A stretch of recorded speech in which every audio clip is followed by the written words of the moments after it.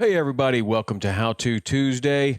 I am doing some maintenance on my fly lines today, and it's a perfect time to answer a recent question that we had, which was how do you whip a loop on the end of a fly line? Or another question that I get all the time is how do you make the strongest connection between your fly line and your leader for big fish like tarpon, marlin, GTs, whatever like that. So I'm going to show you the way that I've always done it.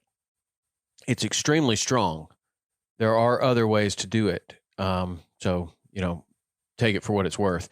But this has certainly landed lots and lots of tarpon. So if we look right here, I've got this other camera angle going down here, so you're going to be able to see this.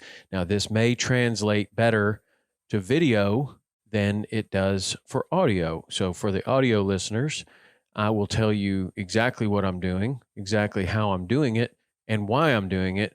But if you want to follow step by step, you can go to the YouTube video, and that is on the Saltwater Experience channel. You can also go to tomrowlandpodcast.com. That will have all of the videos and everything on there. You're looking for the episode number. What is it? We started numbering all the episodes now, which I like a lot. And if I go to my own podcast, this should be episode 560.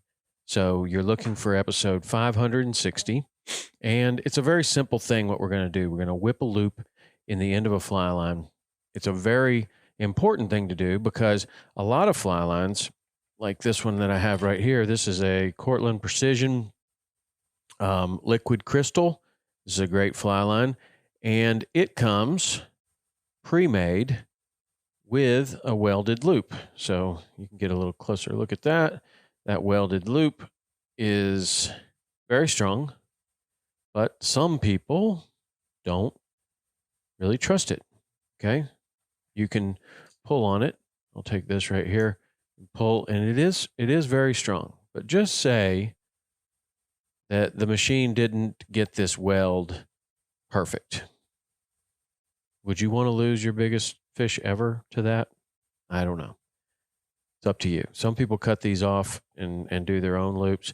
Some people trust them. I tend to trust them on most fish. If I'm going for something I've never caught before, if it's going to be a really big fish, I might choose to cut it off and do one of my own loops because I definitely trust that. But over time, they've been doing this for a long time. And these loops, a lot of people will tell you they've never had one fail. So, take it for what it's worth. And if you're fishing for bonefish, with a 12, 15 pound leader, something like that, no problem. I don't think you're ever going to have one fail. But when you start going for tarpon, arapaima, GTs, marlin, Goliath groupers, something that is going to really, really pull big, giant Jack Crevalles, maybe you want to consider something else. Also, if you are old school, you understand how to do this already. Probably. If you are not, if you are newer to fly fishing, then you will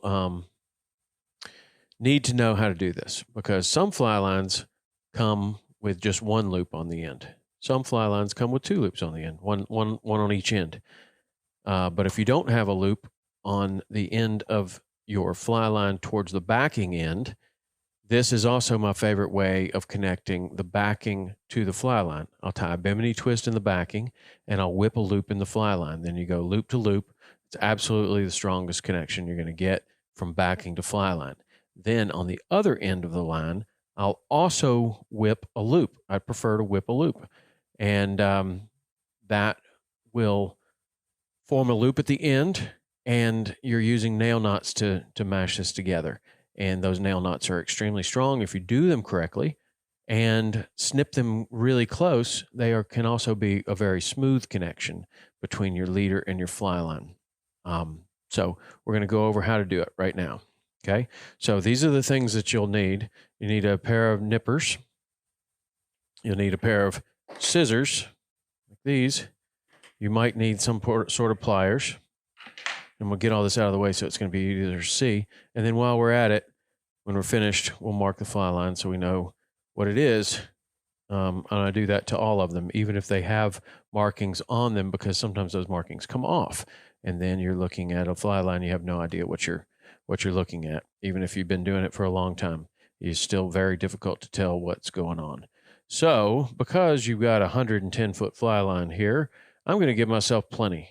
A lot of people will try to whip this loop right to the end, and maybe that's more important on the front end than the back end. This happens to be the back end of the fly line, so this is going to be attached to the backing, but I give myself plenty of extra. Okay, now we're going to turn this over and we're going to form a loop just like I'm doing with my fly line right here. And all I've done is double the line over, and I have about 4 inches of fly line doubling back over the original line, the running line. Okay, so there's a loop right there. Now, if you don't know what this tool is, this tool right here, this is called a tie fast knot tire. Okay, old deal. Look, see the logo right there. I don't like to use a lot of tools.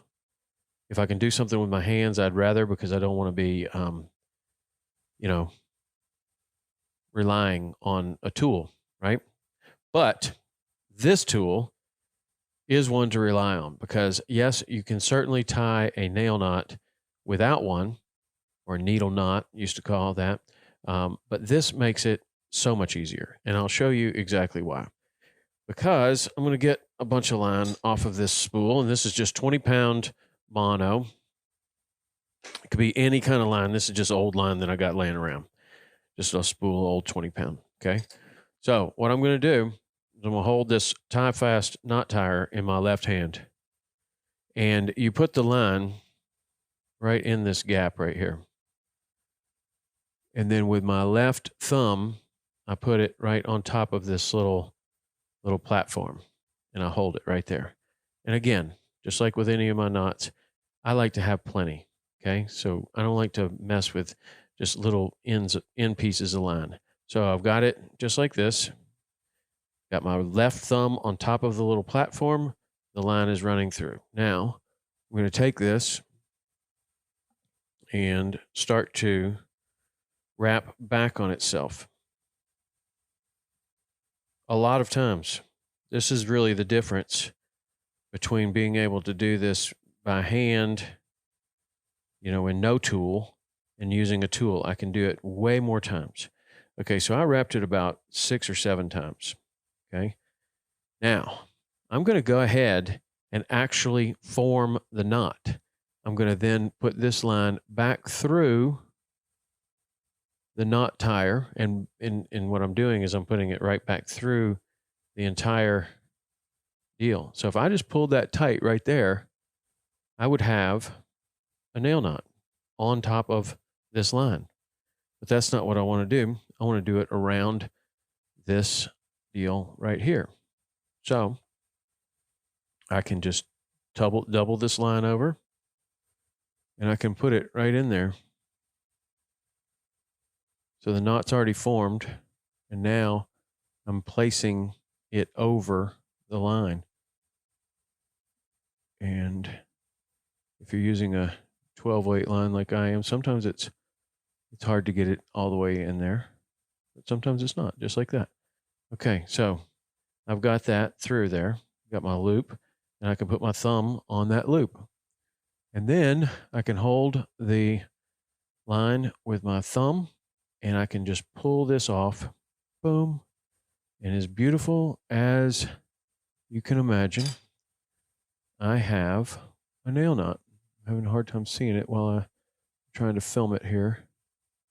And I can snug this loop up to whatever size that I want. And I like to have it small. Okay. And then I start to pull down on this nail knot. Okay. And you want all of these barrels to be right next to one another, not overlapping. Okay. I'm going to pull that tight, really tight. Okay. Now the idea is that is going to cinch down into the fly line coating. Okay, so I got one on there. Now what I'm going to do is I'm going to do the same exact thing, and I'm going to do it 2 times. 1 is probably good enough. 2 is probably really good. 3 is probably overkill. Okay, so I do it. Guess how many times? 3.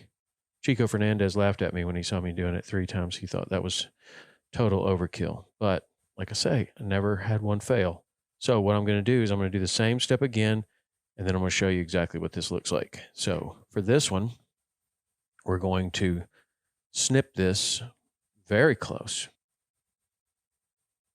Sometimes you get the fly line, you have to do the whole thing over again. Okay, so snipping it very close there. And that's what it would look like. Okay, so now I'm going to do it 2 more times, and then I'll show you what it looks like at the end. Okay, you can also do it this way. You can put the line through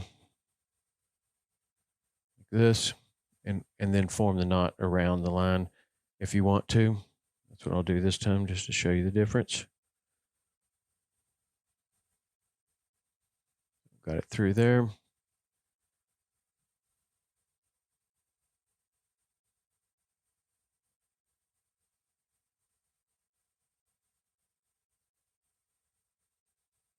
Okay, did it 10 times around. Just put that right back through the knot tire tool. Then I will just pull that down a little bit, and boom, there's another knot. Okay. So as I cinch this down, I'm just careful to make sure that these barrels are not overlapping one another. And sometimes when you pull it, the knot just pops right there if they're overlapping. So if they're not overlapping, you now have a really strong knot like that one that I've got right there. And I've got, just for the people who are listening right now, I have a loop that is formed when I doubled over the fly line. And then I tied a nail knot around both legs of the line, and that formed a loop. Then I did that again right behind it. You can see I have a little tag in right there I need to clean up. Okay, so now I've formed that behind it. Now this is an important clip down here. And sometimes you can do this better with scissors, but I'll get this as tight as I possibly can, because this is one that could catch in your rod guide. So I want that right up to the deal. So let me get this stuff out of the way so you can see this a little bit better. Now I have a whipped loop in my fly line. That's in focus for you. Okay, so a double nail knot, whipped loop. This is going to go to the backing, and I'll do the same thing on the forward end of the line. So this is awesome if you don't trust the loop that you have. It's also awesome if something happens to your fly line, it gets cut, you're in the field, you don't know how to tie your leader on, or you've got some lines that only have one loop on them and they're designed to, you're going to need the best way. But in my opinion, this is the strongest connection to the backing, and it's the strongest connection to your fly line or to your leader for big fish, tarpon, GTs, arapaima. So there you go. That's how you whip a loop in a fly line. I hope you can do that yourself so you don't miss any big fish. This is going to be your year. This is the year. 2022 is the year for your big fish, and it starts with terminal tackle. It starts with good knots. It starts with the things that you can control at home before you even get out on the water. You can't control the fish. You can't control the weather. You can't control the tide. You can't control any of those factors. Those are the most important factors. So in order to be very successful at fishing, you want to try to control the controllable, and your knots, your rigging, your equipment. Those are all very controllable, and you can get very good at those, and you can test them. You can test them over and over and over again so that you know when you get out on the water, they're not going to fail. because you practiced and practiced and practiced, and you've come up with something that really, really works well. And that's like this, the whipped loop in the fly line. So thanks for the question. I appreciate it. If you have any further questions or you want me to go over anything kind of like this, you can always text the number 305-930-7346. I love hearing from you. It's awesome to hear from you. I've gotten some of the best guests suggestions. That's made some of the best podcasts we've ever done have come directly from the audience. So if you have an idea of somebody that you want me to interview on the podcast, or you think has an awesome story, maybe it's even you, hit me up, 305-930-7346, and let me know. Okay, that's how to whip a loop in a fly line. Thank you, and we'll see you next week.